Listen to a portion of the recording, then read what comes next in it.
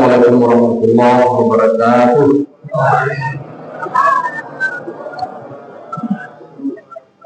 Alhamdulillah alladzi anzala sakinata fi qulubil mu'minin liyazdaadu imanan ma'a imanihim. Asyhadu an la ilaha illallah wa asyhadu anna Muhammadar Rasulullah sallallahu alaihi wasallam. Ibu-ibu dan bapak serta anak kami, para peserta pesantren Ramadan di Musalla Darul Quran yang dirahmati Allah. Pertama, kita bersyukur kepada Allah Subhanahu wa taala dan telah memberikan kepada kita keluarga yang sakinah, keluarga yang soleh, anak-anak yang menundukkan mata. Mudah-mudahan nanti kita kembali berkumpul bersama di surga yang telah Allah janjikan. Selawat dan salam kita doakan untuk Rasulullah dengan ucapan Allahumma salli ala Muhammad wa ala ali Muhammad. Qala Allah Ta'ala fil Qur'anil Karim, a'udzu billahi minasy syaithanir rajim. Bismillahirrahmanirrahim. Ar-rijalu qawwamuna 'ala an-nisa' bima faddala Allahu ba'dahum 'ala ba'din wa bima anfaqu min amwalihim wa as-salihat fas-salihat qanitatun hafizatun lil ghaibi bima hafizallah. Shadaqallahul azim. Kaum laki-laki itu adalah pemimpin bagi perempuan. Oleh karena Allah telah melebihkan sebagian mereka laki-laki atas sebagian perempuan, dan karena mereka laki-laki telah menafkahkan sebagian dari harta mereka. Surat An-Nisa, surat keempat, ayat ke-34. Ibu dan bapak, sebelum kita lanjut ceramah, hamba tadi minta maaf karena ini penampilan perdana ceramah di Musalla Darul Quran. Jadi kalau adunan kurang berkenan, aku maklumi saja. Adapun judul yang diberikan oleh pengurus adalah mengapa derajat suami lebih tinggi dibanding istri. Itu judul yang kemarin diawali dengan pertanyaan, dan selain sasarannya pun tak anak tanya dulu adalah orang-orang yang telah disebutkan. Tapi namun melawat diperintah, laksanakan sesuai kemampuan. Selanjutnya ibu, Amo mengambil ungkapan dari Ali bin Abi Thalib. Kata Ali, unzur ma qala wa la tanzur man qala. Perhatikanlah apa yang disampaikan, jangan kamu lihat siapa yang menyampaikan. Jadi yang wawan dulu, kalau benar terima, tidak benar jangan dibawa. Hari yang tidak tahu ni beliau, itu wawan dulu. Tak ada istimewa. Dan orang yang berubah, kenapa suami ditinggikan derajatnya dibanding istri? Menurut para ulama, di antaranya adalah Abu Bakar Jabir Al-Jazairi mengatakan, karena suami itu adalah orang yang memiliki kemampuan akal melebihi dari perempuan. Kemudian laki-laki adalah sebagai orang yang punya pandangan yang sangat luas ke depan. Kemudian kata beliau, laki-laki adalah orang yang bertanggung jawab penuh terhadap keluarganya, istri dan anak-anaknya. Mulai sejak dari ibu kaki ibu sampai ke orang tua, itu ibu dalam tanggung jawab suami. Bila mana suami tidak tunaikan kewajiban itu, maka selama itulah dia akan dicatat oleh Allah sebagai orang yang zalim terhadap istrinya. Tidak ada lagi. Kemudian laki-laki adalah orang yang telah memberikan nafkah dan mahar kepada perempuan. Jadi rupanya Bapak Ibu, mahar itu berpengaruh terhadap kelebihan kami sebagai suami dibanding ibu. Kalau di Makkah, di Arab itu untuk menikahi seorang perempuan itu tidak gampang. Kamu ketika pulang ke Makkah Madinah itu ibu tadi kita tahu ada sopir itu ya saya akhirnya tahu kan mati bilang maafi zat kamu nikah polimanya berapa nikah maafi stakit tidak sambut bodoh. Kenapa dah sambut nikah? Rupanya yang melibatkan negara itu banyak. Rupanya nikah dan mahar itu terlalu tinggi Pak, tidak bisa memang.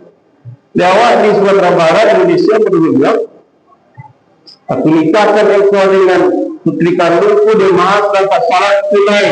Aku cerita dengan betul. Murah panah berarti dengan kamu Pak. Cukup seperangkat alat sholat selesai bisa. Tapi kalau di Arab tidak bisa. Awak harus siapkan perumahan ini. Awak harus siapkan mahar sesuai dengan kehendak wali. Bertanya waktu itu untuk menikah seorang perempuan gadis itu berkisar di antara 300 juta sampai kreditan 5. Kalau awak punya anak Jawa dan nikah sampai kuliah dan terajun itulah tradisional anak kita nikah. Untuk janda menikah janda hampir kita 200 juta ke bawah. Begitu susahnya. Jadi karena hal inilah Allah Subhanahu wa taala menetapkan seorang laki-laki sebagai pemimpin terhadap perempuan, terutama para istri-istri mereka dan juga anak-anak mereka. Jadi kalau semua mereka suami istri, iya. Di mana ibu-ibu mentaati suami dalam hal ketaatan kepada Allah, maka selama itulah ibu-ibu akan dimuliakan oleh Allah Subhanahu wa taala. Jadi tidak bisa ketika posisinya jadi istri, maka surga awak tergantung terhadap suami. Jadi seorang istri boleh tidak mentaati suaminya bila mana suaminya itu mengajak untuk tidak taat kepada Allah. Itu sebatasan ibu. Selain dari ibu, wajib awak taat sesuai kemampuan awak. Berarti kalau dia tak barik jadi dibilang lagi. Tapi sebaliknya ibu dan bapak, di balik ketaatan itu Allah simpan suatu keistimewaan berupa surga khusus untuk perempuan. Ada satu kisah dari Rasulullah. Rasulullah SAW bersama para sahabat wanita. Maka kata Nabi, tahukah kalian siapakah wanita yang pertama masuk surga? Kebetulan waktu itu ada Fatimah Az-Zahra. Dia tahu Fatimah Az-Zahra itu. Tahu nak sekolah? Siap? Aduh ya. Fatimah Az-Zahra binti Muhammad Rasulullah SAW. Anak kesayangan Rasulullah SAW. Di awal anak Nabi, teguh pede, mungkin terjuang bodoh. Apa kenabian? Tetapi itu tidak kata Rasulullah. Sepakat tak tahu kami Rasulullah, hanya Allah dan Rasulnya yang lebih tahu. Maka kata Rasulullah, perempuan pertama yang akan masuk surga nanti adalah namanya Muti'ah. Siapa yang? Muti'ah. Ini pada nama Muti'ah itu sebelum pertama. Tercalang langsung Fatimah itu. Awak anak Nabi, enggak awak. Timbul penasaran. Ada penasaran kali itu, akhirnya Fatimah ingin bersebuah dengan Muti'ah. Mana si amalan yang dikerjakan oleh Muti'ah sampai-sampai Rasulullah SAW menyebut bahwa dialah wanita pertama yang masuk surga. Kita izinkan ke suaminya, suami Fatimah namanya Ali bin Abi Pailah ke rumah Muti'ah. Jadi Parusi, pai ke rumah Parusi. Diketuk pintu sampai di rumah Muti'ah. Assalamualaikum. Salam. Siapa? Aku Fatimah. Oh ya. Bolehkah aku masuk wahai Muti'ah? Kecil Muti'ah. Tunggu sabar dulu. Suami ibu keluar. Kamu minta izin dulu ke suami ibu. Parusi bertamu ke rumah pada anak Nabi dulu. Dan anak antar bantah keluarga terhormat tempat paling mulia di muka bumi. Tapi Muti'ah tidak memutuskan langsung bisa masuk ke rumahnya. Kalau itu kau menunggu wali Fatimah, jadilah. Fatimah pulang balik. Besoknya datang, suami Muti'ah datang. Wahai junjunganku, tadi Fatimah berkunjung ke Siko. Kecilnya ingin bertamu. Dia bertamu, hai suamiku. Baru tak boleh. Fatimah anak Nabi, mah. Mana sudah masuk? Kamu tak berani kalau tak ada sisi dekawai. Bisa kan? Failah Fatimah ada izin. Rupanya kapai Fatimah ke rumah Muti'ah Nabi. Mana Wila Hasan, anaknya Fatimah. Begitu sampai di rumah Muti'ah, wahai Fatimah, kemarin engkau dapat izin masuk oleh suami rumahku. Sekarang engkau bawa anak. Aku minta izin dulu suamiku. Nak ketik bu. Itu Nabi pak. Cucu kesayangan Nabi. Kau cerita Nabi baru ke izin rumah Muti'ah. Pada cerita yang ibu besok kalau dapat izin, tiba Fatimah kapai, mana mereka Husain. Anak kata memberi nanti dah saya tak ada mana. Mereka yang baik. Tiba baik ke rumah Muti'ah, Fatimah, kemarin kita sudah izinkan membawa Hasan. Tetapi sekarang kita membawa Hasan dan Husain. Awalnya cik boleh memilih ibu. Barangkali ibu 3 kali minta izin. Yang bertamu ke rumahnya adalah perempuan solehah, perempuan terbaik, keluarga yang terbaik di muka bumi, dan cucu Rasulullah. Tapi dia Muti'ah tadi menjaga, memandang suami itu sebagai pemimpin, maka setiap yang dilakukan itu harus izin dari pemimpin tadi. Kemudian itu akhirnya Fatimah dia mendengar Rasulullah setelah dapat izin bertamu ke Muti'ah. Fatimah penasaran, wahai Muti'ah, amalan yang kau kerjakan, kok sampai Rasulullah menyebut engkau sebagai perempuan pertama yang akan masuk surga. Aku tahu yang ngomong ibu ya.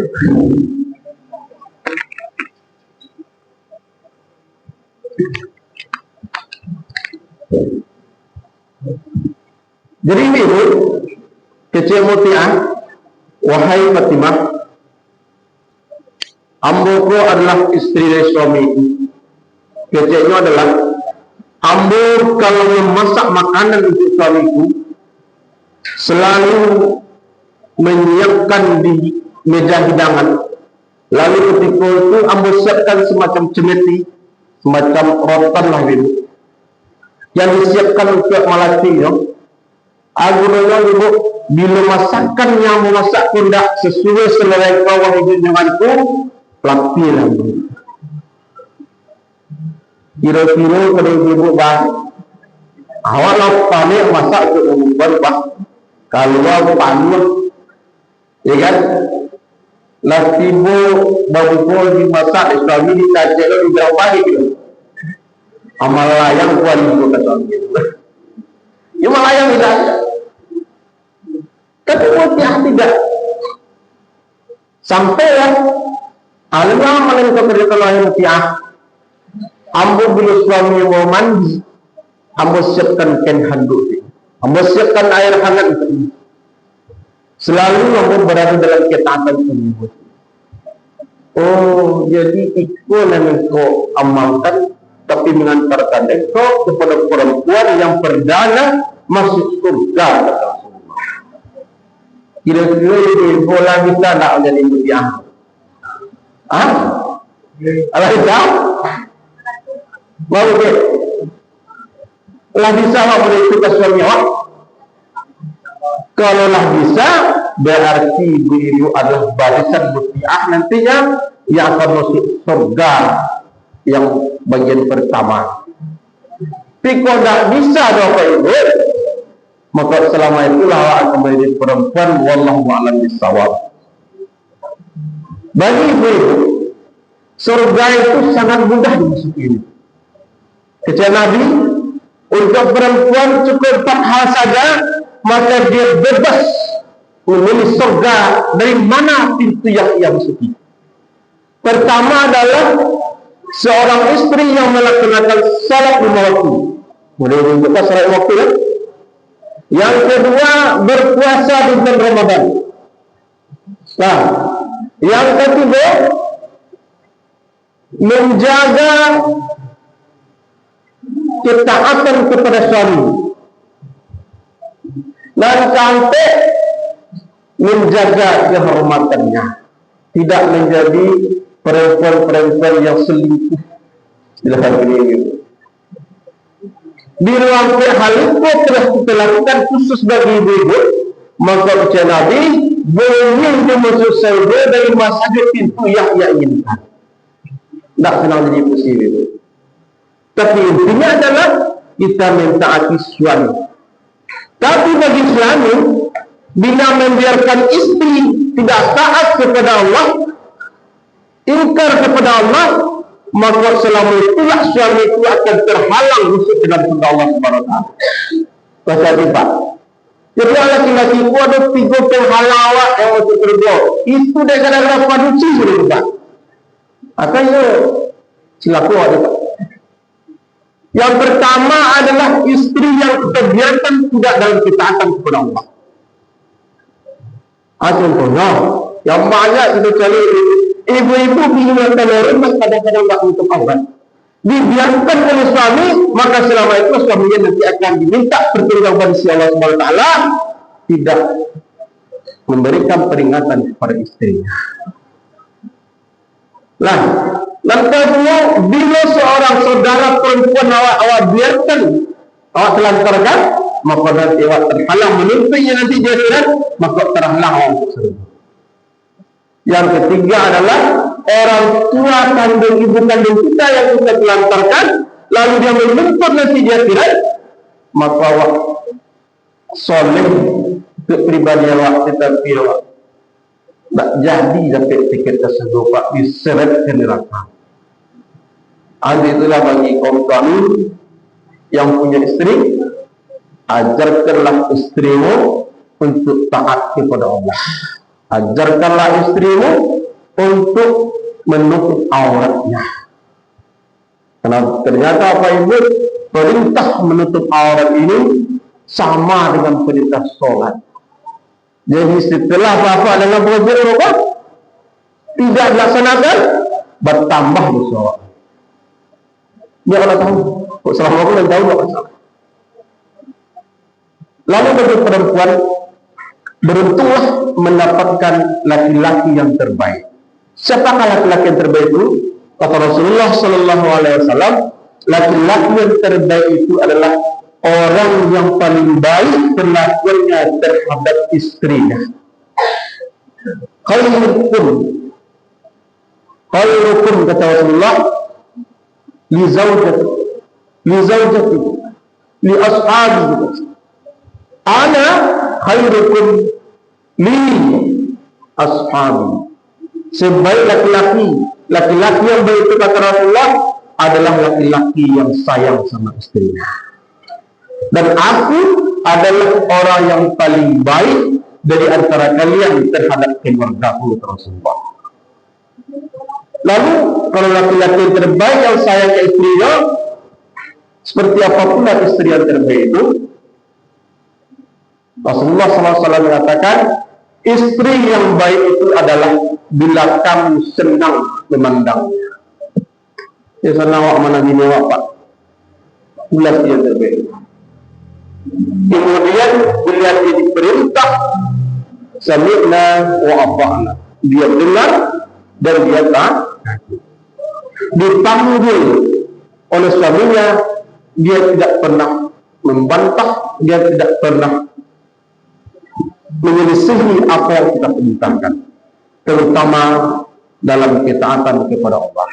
Bila kalian menghadapi istri yang patuh, rumah tinggal yang nyaman, kendaraan yang memadai, tetangga yang baik, maka sesungguhnya kalian telah mendapatkan surga dari surga dari dunia. Alhamdulillah, sampai si yang padanya? Tidak.